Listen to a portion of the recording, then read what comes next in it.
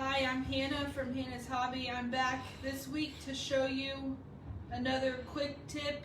Hannah's Helpful. Today I'm just going to go through some of the basic sewing tools that you need to start a project. If you were a brand new beginner and you want to know what to buy, this is all the stuff you would need to start sewing. First thing you need is a sewing machine. And you need some thread and bobbin with matching thread. You want your bobbin to be the same color as your top thread. In this case, they're going to be white. You also need scissors. You'll use these usually just to cut the thread off of the end of your piece of fabric. So when you sew your pieces together, you'll have some threads hanging off from where you started sewing. You'll just use your scissors to clip those off if you don't want them on there. You don't have to cut them off, it's optional because they won't show when your project's done. You'll also need a seam ripper. You usually don't want to use this unless you have to. If you have to use this, it's probably because you made a mistake somewhere or something went wrong. So to use the seam ripper, you just take your seam ripper, you find your thread, and you see, like right here, you can see where each thread is. You just take your seam ripper and you poke it through there, and you can pull your stitches out. And then once you get some of your stitches, here on the end, you can see there's a hole here, and you can just take your seam ripper and rip right through all of them. Just stick it under there, and you can just rip it apart, and it'll come apart like that. That's what your seam ripper does. You also need some pins. I did not start out pinning anything when I started sewing because I didn't know that it would help. Pins help a lot. It helps you keep your seams lined up, and if you were to sew this together, these were two separate pieces, you'd want to match your seams, and then you'd want to pin them so your seams match, and then when you open it up, they'd be right in line with each other, and you couldn't tell that it was sewn together. It'd be perfect matching seams. And then you also need a cutting mat and a ruler.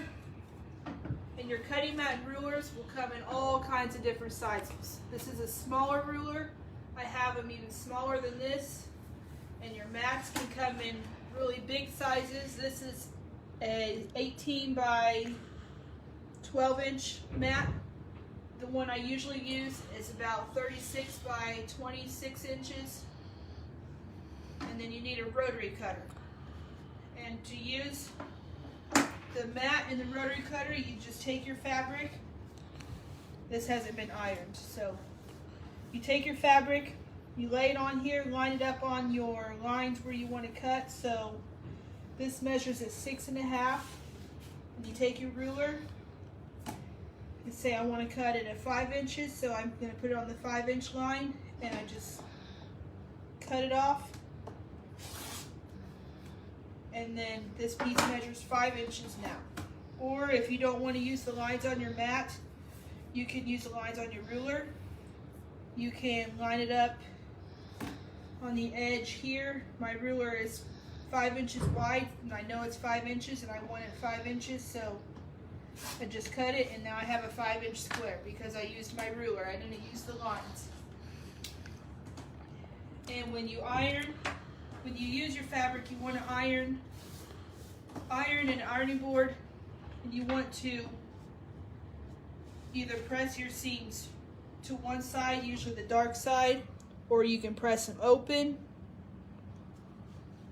See if I can get these. You just press them open so they lay flatter. These have already been ironed, so it's kind of hard to get them open, but you can iron them open like that, or you can iron them to one side, this side or that side, but you always want to iron after you sew any pieces. So this has 3 pieces sewn together here. I would sew this piece on and sew this piece on, and then I'd iron both seams.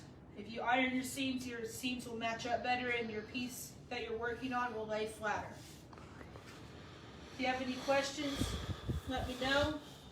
That's the basic sewing tools and notions that you need to start a project. That's all I have today.